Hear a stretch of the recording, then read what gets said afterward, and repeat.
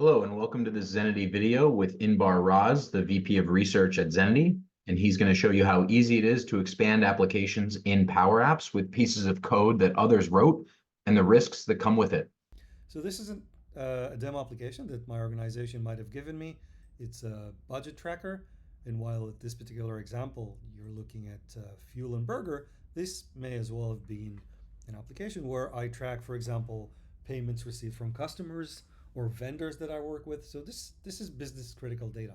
Now I'm missing a feature here. I would really like to be able to export this to an Excel file so I can do my own analysis. But this application doesn't have it. Now, I'm not a big coder, perhaps, so I'll be looking for online solutions. Microsoft has an app source where you can find complete apps that do things, but I don't need an app. I already have one.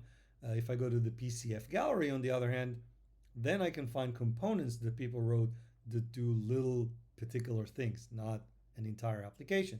And I found just what I'm looking for. It's called Dataset to Excel. That's exactly my use case. It's written by Hussam. I don't know who that is, but I guess he's a good guy.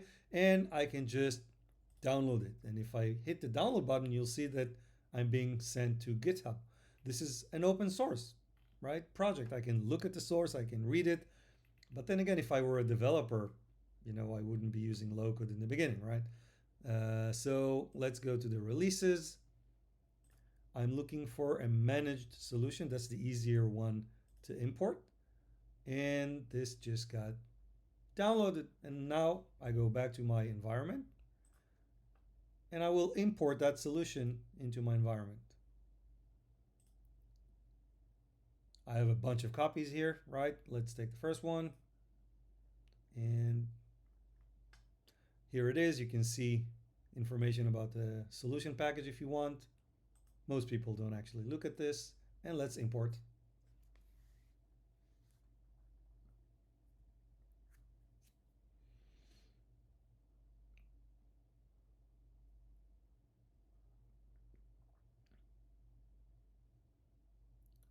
Right, we're done.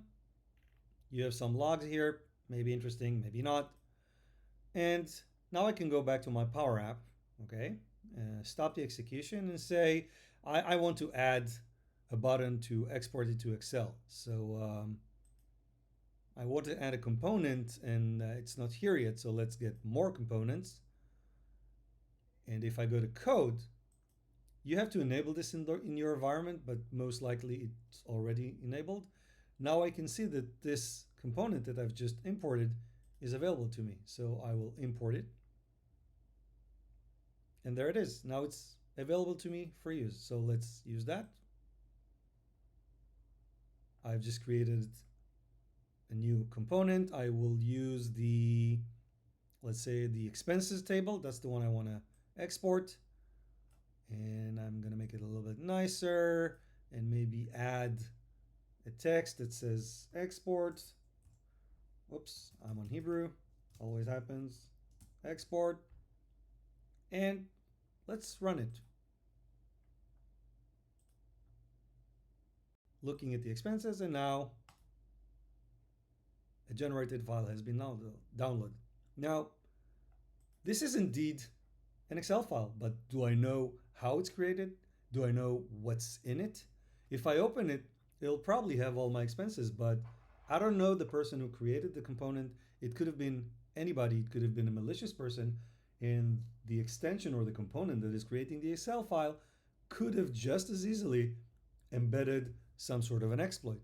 Now, if we look at Microsoft's own webpage, they tell you that code components that you're using are vulnerable or dangerous to you. So you need to bear that in mind.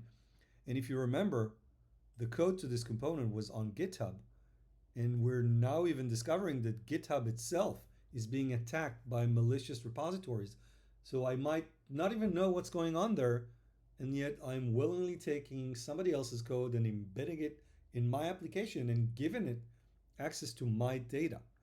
So this is a little bit problematic. And the bottom line here is we need to know what our apps contain, where the code comes from, and we need a way to be able to control that and maybe set some limits.